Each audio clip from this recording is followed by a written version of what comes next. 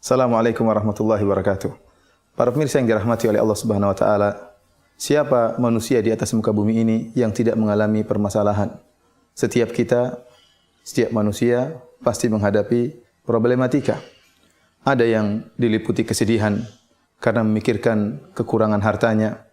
Ada yang diliputi dengan kesedihan karena memikirkan hutang yang bertumpuk-tumpuk. Ada yang diserang dengan kegundah gulanaan karena mengharapkan anugerah anak yang tidak datang-datang. Dan ada juga yang bersedih karena merasakan penderitaan penyakit yang tidak kunjung sembuh-sembuh.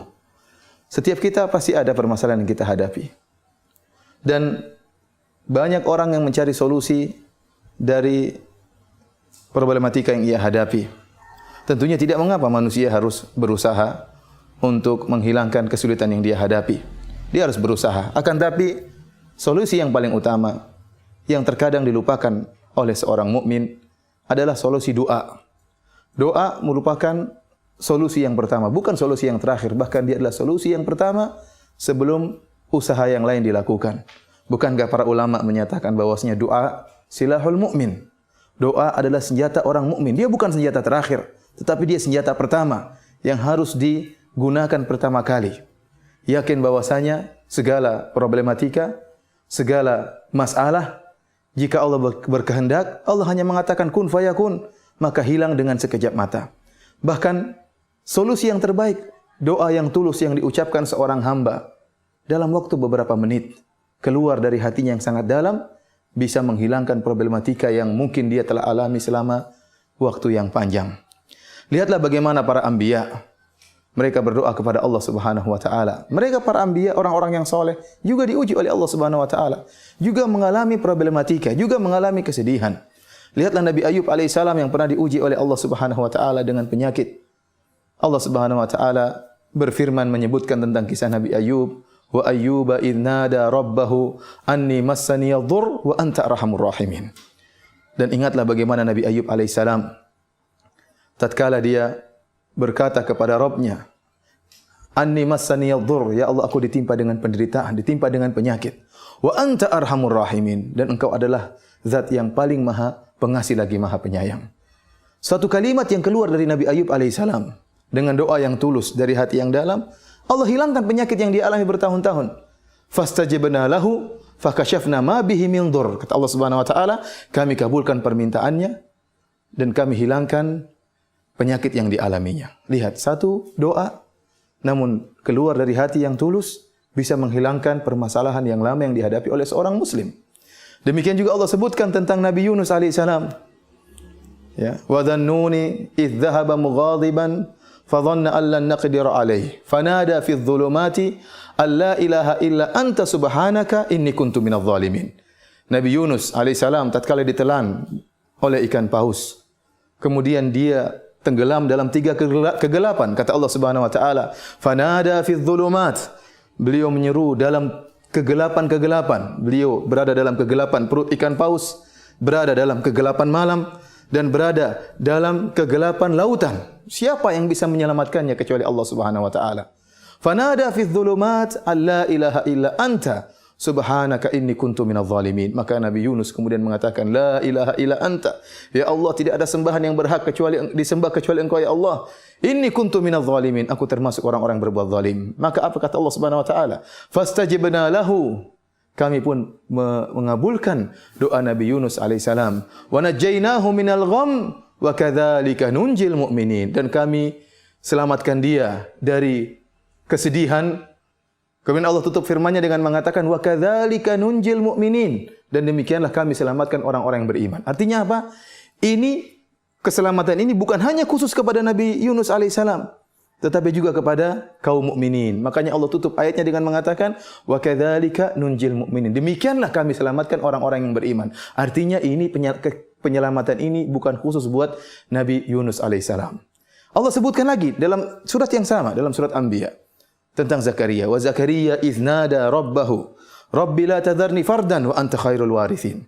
Tatkala Nabi Zakaria berdoa, ya Rabbku, jangan kau biarkan aku sendiri. Nabi Zakaria ingin punya anak. Wa anta khairul warithin. Dan Allah yang akan memberikan ya anugerah anak. Maka dia berdoa kepada Allah Subhanahu wa taala, Allah kabulkan permintaan Nabi Zakaria alaihissalam. Saya ingin mengajak para pemirsa sekalian untuk merenungkan bahwasanya doa merupakan senjata yang pertama, bukan senjata yang terakhir. Bukan berarti saya mengajak para pemirsa untuk tidak berusaha, usaha terus dijalankan. Allah memerintahkan kita untuk berusaha, Nabi SAW memerintahkan untuk berusaha. Tetapi doa merupakan senjata yang pertama. Dan jangan pernah kita meremehkan doa. Doa sering mendatangkan keajaiban.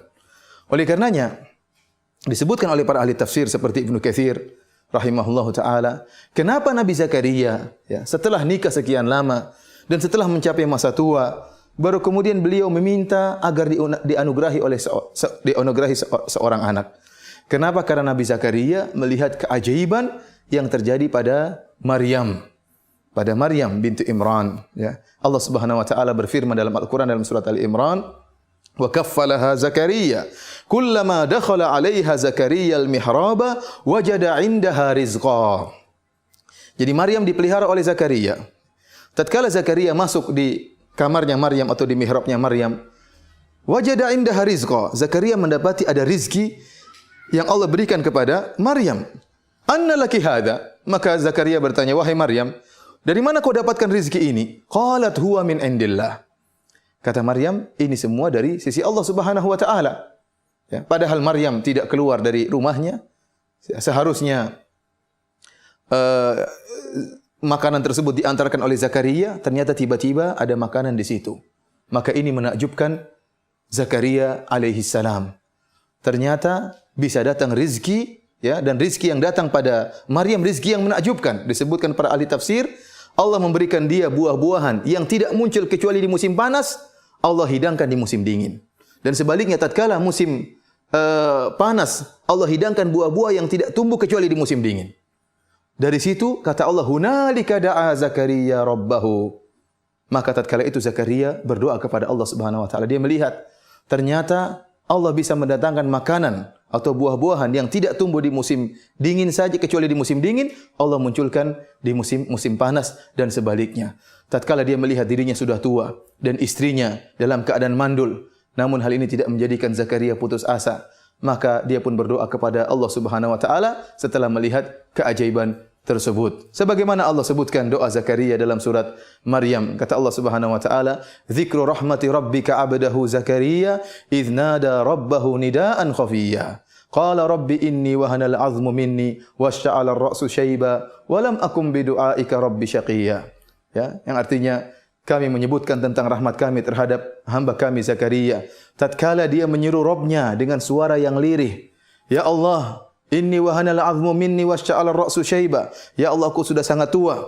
Kemudian tulangku sudah lapuk dan rambutku sudah memutih seluruhnya. Walam akum bidu'aika rabbi syaqiyya. Akan tapi aku tidak pernah putus asa dari meminta kepada Engkau ya Allah. Wa inni khiftul mawali yami wara'i wa kanat imra'ati aqira fahab li min ladunka waliyya. Dia mengatakan, ya Allah, istriku sudah mandul, istriku mandul dan aku sudah sangat tua. Akan tapi anugerahkanlah kepadaku seorang anak. Lihatlah Zakaria yang sudah dalam keadaan sangat tua, istrinya mandul. Kalau dilihat secara sebab, tidak mungkin ada seorang anak dari istri yang mandul, apalagi dari orang yang sudah sangat tua.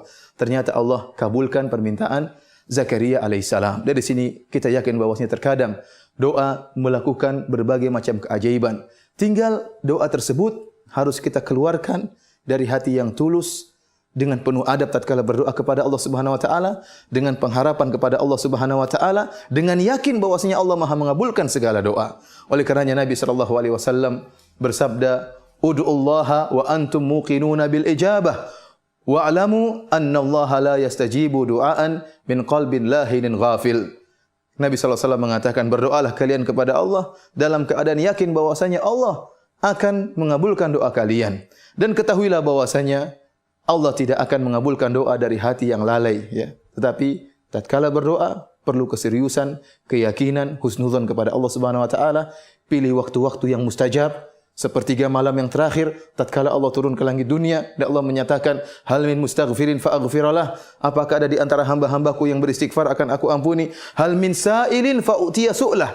Apakah ada di antara hambaku yang meminta akan aku kabulkan permohonannya?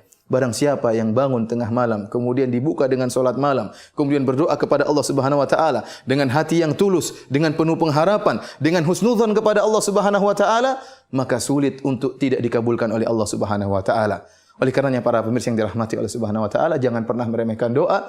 Imam Syafi'i rahimahullah berkata, "Atahza' bid-du'ain wa tasdarihi, wa ma tadri ma sana'ad du'a'u." Apakah janganlah engkau mengejek doa dan jangan kau meremehkan doa. Kau tidak tahu apa yang bisa dilakukan doa. Sihamul laili la tukhti walakin lahal amadu walil amadil inqidha'u. Kata Imam Syafi'i, doa itu ibarat panah-panah yang dilepaskan di tengah malam.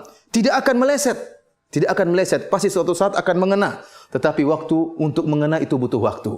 Oleh karenanya seorang tatkala berdoa di malam hari, yakinlah pasti suatu saat akan dikabulkan oleh Allah Subhanahu wa taala, cepat atau lambat. Allah yang lebih mengetahui apa yang terbaik bagi hamba-hambanya. Marilah kita sama-sama berdoa kepada Allah Subhanahu wa taala dengan penuh keyakinan dan pengharapan, niscaya Allah akan menghilangkan segala problematika yang kita hadapi dengan doa yang tulus. Demikianlah para pemirsa. Assalamualaikum warahmatullahi wabarakatuh.